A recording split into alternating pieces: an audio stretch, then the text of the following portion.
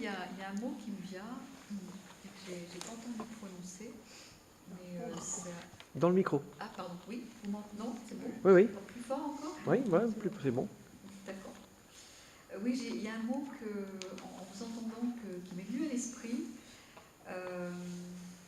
quand vous parliez du courant intégral, et je ne sais pas si c'est le mot juste, en tout cas, ou un mot adéquat, mais c'était quelque chose qui avait à voir avec cette notion de pouvoir théocratique. Et il s'avère que, bon, dans mes parcours universitaires, à un moment donné, on travaille beaucoup sur la notion de pouvoir et de type de pouvoir, typologie de pouvoir. Mais donc, ce mot m'est venu. Et je me suis dit, voilà, quand on parle de cette référence divine comme prenant la place de l'homme, finalement, à quelle modalité de pouvoir, au sens, au-delà du politique, même, je dirais, au sens archétype pouvoir, on parle dans la citoyenneté. Voilà, c'est quelque chose qui m'est venu et je vous livre.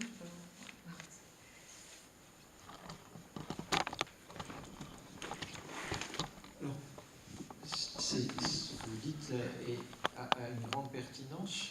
Il y a des formules qui permettent d'aller dans le sens de ce que vous dites. C'est par exemple évoquer les droits de Dieu. Dans la perspective intégrale, il s'agit de défendre les droits de Dieu. Mais comment Dieu s'exprime? Dieu s'exprime à travers, alors si on est musulman, à travers la parole coranique, si on est juif, à travers la Torah, etc., si on est chrétien, à travers, alors également le texte biblique, mais aussi la personne de Jésus, homme-Dieu, etc., etc., et à travers l'institution, ou les institutions, qui parlent au nom d'eux, et qui disent, voilà comment on peut le comprendre. C'est-à-dire qu'au fond, quand on vous dit loi des hommes et loi de Dieu, cette formule est impropre. C'est loi des hommes au nom des hommes et loi des hommes au nom de Dieu. Vous mesurez toute la différence ici entre la première formule et la deuxième formule. Et quand on dit droit de Dieu, en fait, c'est droit prononcé par les hommes au nom de Dieu. Et c'est effectivement ce qui définit un modèle théocratique. À la fin du XIXe siècle, dans l'Église catholique, il y avait un modèle de référence qui était l'Équateur, qui s'était proclamé État catholique au sens le plus profond du terme, et dont le président s'était fait assassiner finalement. Mais c'était le modèle de référence, l'horizon vers lequel tendre. Et cette référence à un État intégralement catholique est restée une ligne d'horizon extrêmement forte, prégnante, dans les milieux catholiques jusqu'au milieu des années 50. Encore face à des juristes, le cardinal Ottaviani, dans les années 50, qui était celui qui dirigeait le Saint-Office, donc ce lieu clé de la parole doctrinale catholique, il leur disait, mais vous devez tendre vers l'État catholique. Et c'est effectivement ce lieu-là. Le catholicisme, après le Concile Vatican II, a vécu un mouvement qui allait vers un sens libéral. Alors, ici, le terme libéral est piégé. Vous allez l'entendre, parce que est-ce que c'est libéral en matière de mœurs? Et si on touche libéral en matière de mœurs, vous allez voir que ça a tout un tas d'autres implications. Mais c'est libéral ici au sens politique du terme. C'est un problème extrêmement profond que la papauté avait comprise dès la Révolution française, en mesurant les enjeux et en voyant que ce qui se faisait au cours de la Révolution française était une remise en question, en gros, de 14 siècles d'histoire, depuis le 4e jusqu'au 18e siècle. Fonder le droit sur une liberté individuelle. Et vous avez des documents dans lesquels le pape dit « cette conception de la liberté n'est pas bonne ». En 1832, le pape Grégoire XVI dit « la liberté de conscience ». Et alors, il ne dit pas un scandale, mais il dit il rejette le principe même de la liberté de conscience. Et donc il y a tout un travail qui est fait jusqu'au Concile Vatican II sur ce rapport défini par le magistère de l'Église catholique vis-à-vis de la liberté. Et le décret sur la liberté religieuse dit l'accord sur la liberté de conscience en matière religieuse. Pas la liberté de conscience toute seule d'ailleurs, la liberté de conscience en matière religieuse. Distinction qui est beaucoup oubliée dans les propos en général. Mais vous voyez, je suis content que vous m'ayez posé cette question pour que j'aborde aussi le cas du catholicisme. C'est une question véritablement... La modernité, dans ce sens-là, a bouleversé les manières de concevoir les rapports sociétaux et le pouvoir politique et le pouvoir du monde universitaire ou scientifique en général. Qu'est-ce qui est plus difficile encore à vivre en milieu majoritairement musulman? C'est que ce qui s'est fait de manière conflictuelle en milieu majoritairement chrétien, en plus, ça vient de l'extérieur.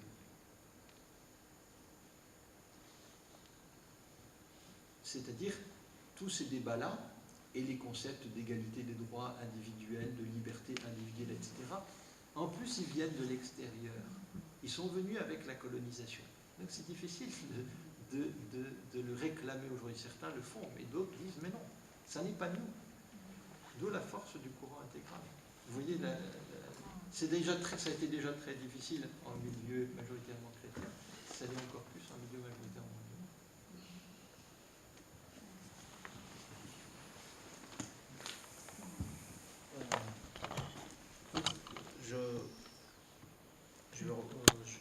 Je vais poser une question en fait, sur ce que vous venez de dire. En fait, c'est par rapport, vous avez dit en fait, que dans le monde musulman, ce qui est en plus, c'est que ça vient de l'extérieur.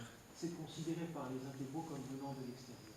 D'accord. Mais est-ce que vous faites la distinction entre ce que pensent les populations, les intellectuels, et ce que vous appelez comme les intégrales ou les islamistes? Parce qu'en fait, étant du monde musulman, ce qui nous gêne, c'est pas que ça vient de l'extérieur, c'est que ça vient de l'extérieur et que ça soit en contradiction avec ce que font ceux qui viennent de l'extérieur aussi. En fait, c'est aussi la contradiction entre l'idéal et ce qui se pratique. Et en fait, c'est à peu près comme le droit de liberté n'est pas ouvert à tout le monde, ou c'est dans cette optique-là, en fait, c'est que c'est bien pour nous, mais pas pour vous, ou c'est toujours conditionné. Ou vous êtes libre à partir du moment où on juge que vous êtes libre.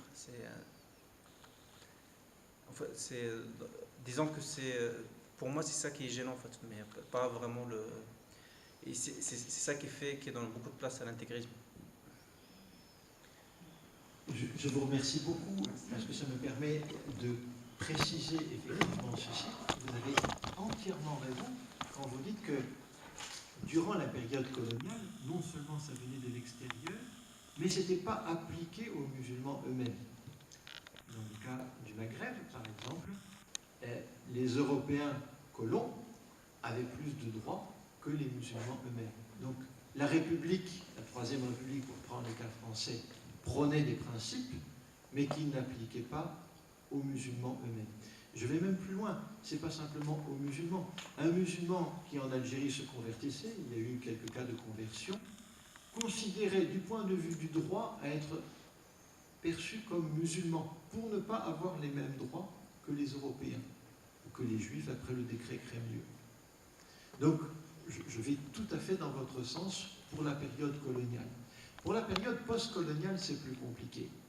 Pour la période post-coloniale, il y a aujourd'hui, en Amérique du Nord ou en Europe, des personnes qui, en toute bonne conscience, disent, par exemple aux milieux intégraux, vous avez raison de rejeter parce que ce n'est pas vous. Et qui disent que ceux qui réclament la liberté, l'égalité des droits entre musulmans et non-musulmans, hommes et femmes, au Maroc, en Tunisie ou autres, en fait, ce sont des colonisés de l'esprit. Il faut qu'ils se décolonisent l'esprit parce que leur tradition n'est pas là.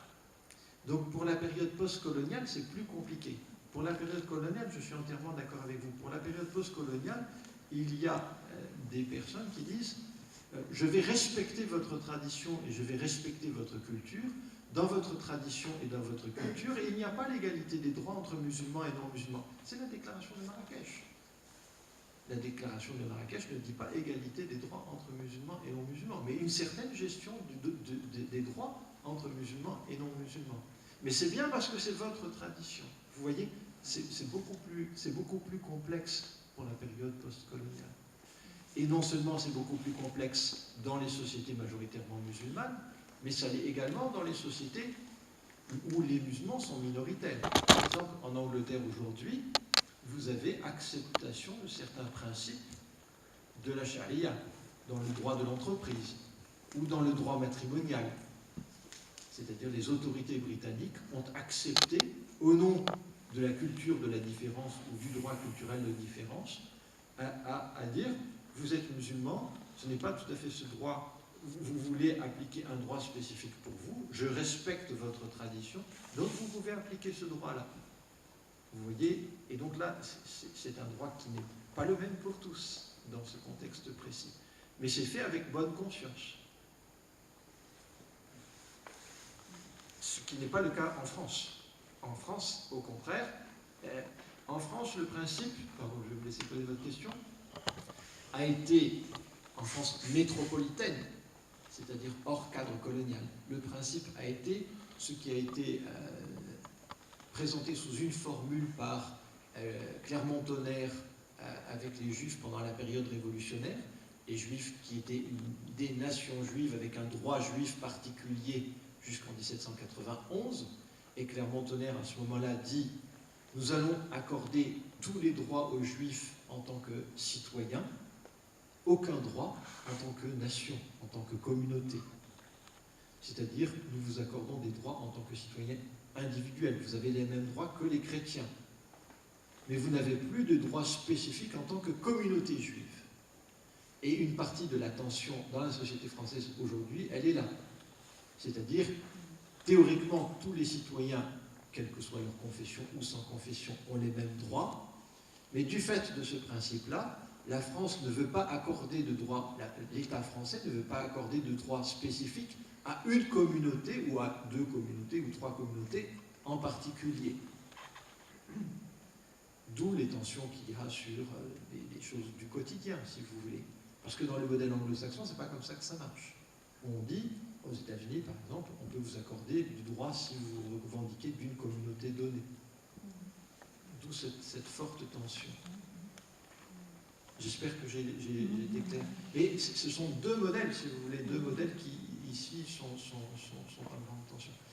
Et je vais encore plus loin, vous ne pouvez pas avoir en même temps un droit individuel et un droit communautaire. Les Britanniques ont choisi un droit communautaire, ce qui fait que, par exemple, une partie des femmes musulmanes ont moins de droits que les autres, puisque c'est le droit matrimonial qui s'applique, dans certains cas, chez des couples musulmans qui ont accepté que ce soit la tradition musulmane qui s'applique, ils n'ont pas les mêmes droits que les autres. En France, c'est pas le cas. Autre question. Dans le micro? Oui, oui, si, ça marche. Vous avez parlé par rapport à ils ont rejeté la liberté et l'égalité en tant que colonialistes, en tant qu'Arabes. Vous avez dit peut-être qu'il y a un échappe de tradition, culture, peut-être beaucoup plus fort de la religion pour rejeter cette partie-là. Parce qu'il y a la culture et la tradition qui est très très forte dans les pays arabes. Et peut-être celle-là elle est beaucoup plus forte que la religion.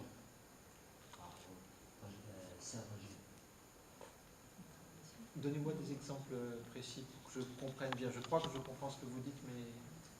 Il y a certaines choses, par exemple, quand on voit la bédouin, c'est pas la même chose quand on voit quelqu'un qui est dans la ville. Et qui est beau, quelqu'un qui vit dans la ville ou le paysan, par exemple, il a une certaine tradition ou culture qui est beaucoup plus forte que la religion. Comme un bédouin, il peut voler, pour lui, il faut qu'il survive. Et ils ne le considèrent pas comme illicite dans la religion. C'est pour ça que je parle, je concentre par rapport à la tradition de la culture, qui est beaucoup plus fort à la religion, que s'ils ont jeté la force, la liberté, l'égalité, parce que l'égalité aussi, il y a une place sociale par rapport dans le pays arabe aussi. C'est ça. Qu'on n'a pas parlé par rapport à la culture et la tradition et avec la religion, mais pas que la question de la religion. Ça, c'est la première question que j'aime plus. Oui, je suis d'accord avec vous, à condition de ne pas essentialiser ça.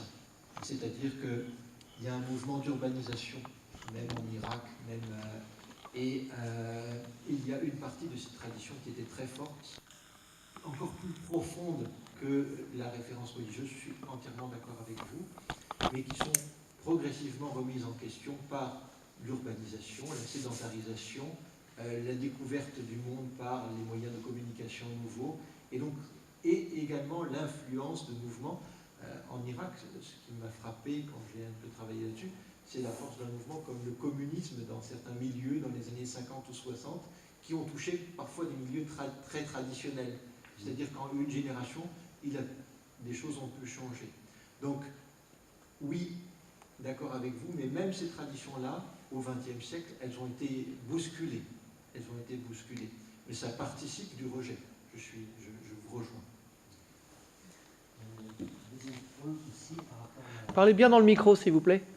Deuxième point aussi, je voulais parler par rapport au wahhabisme et les frères musulmans. Quand on dit que les États-Unis sont frères musulmans, liés avec eux, travaillent avec eux. Interlocuteur, oui. Voilà. Mais avant cela, ils ont travaillé avec les wahhabistes.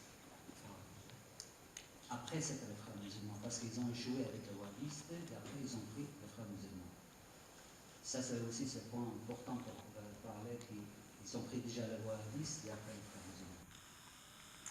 Sur ce point, il faut même donner un fait très précis.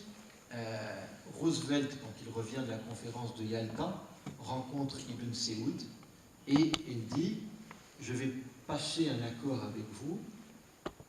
Cet accord, c'est moi, États-Unis, président des États-Unis, je vais vous soutenir, vous défendre, pas simplement en tant qu'Arabie Saoudite, mais vous, la dynastie des Saoudites. » C'est-à-dire qu'ils se sont engagés à défendre la dynastie des Saoudites. Et cette relation spécifique entre les États-Unis et l'Arabie Saoudite wahhabite ne s'est jamais démentie de 1945 à nos jours. Elle a connu une brisure le 11 septembre 2001 et dans les mois qui ont suivi.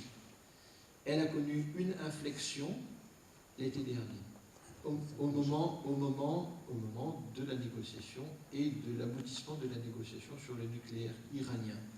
Et il ne vous a pas échappé que précisément, au cours de cette dernière année, l'Arabie Saoudite, pressentant cet accord-là, s'est en partie affranchie de la tutelle états-unienne et, dans la guerre au Yémen, a fait, pas cavalier seul, les États-Unis étaient au courant, mais a décidé véritablement de monter, c'est la première coalition arabe depuis 1948 quand même. Donc cet événement de la guerre au Yémen est absolument fondamental pour comprendre le retournement de rapports de force. Et donc c'est dans ce contexte de révision. Obama est allé voir récemment Salman, mais il y a vraiment eu un changement.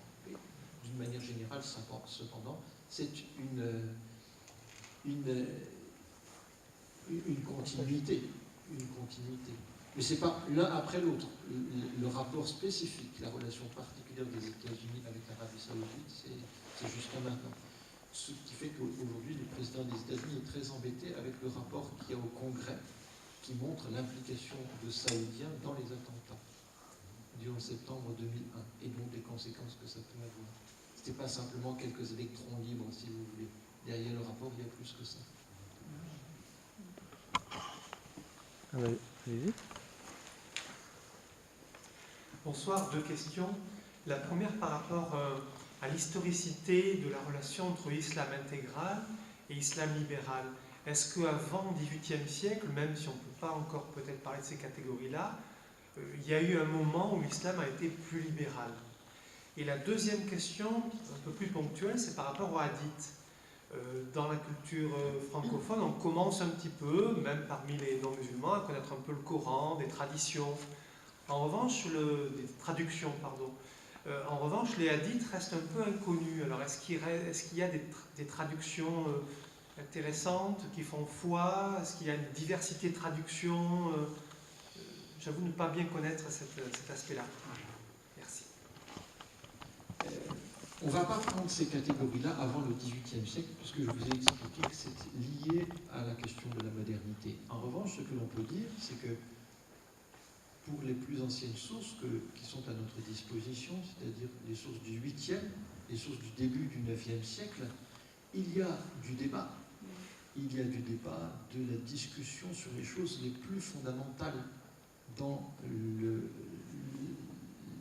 cadre de la constitution des sciences islamiques, dans le cadre de la définition du pouvoir au nom de l'islam, à Damas déjà, mais surtout à Bagdad.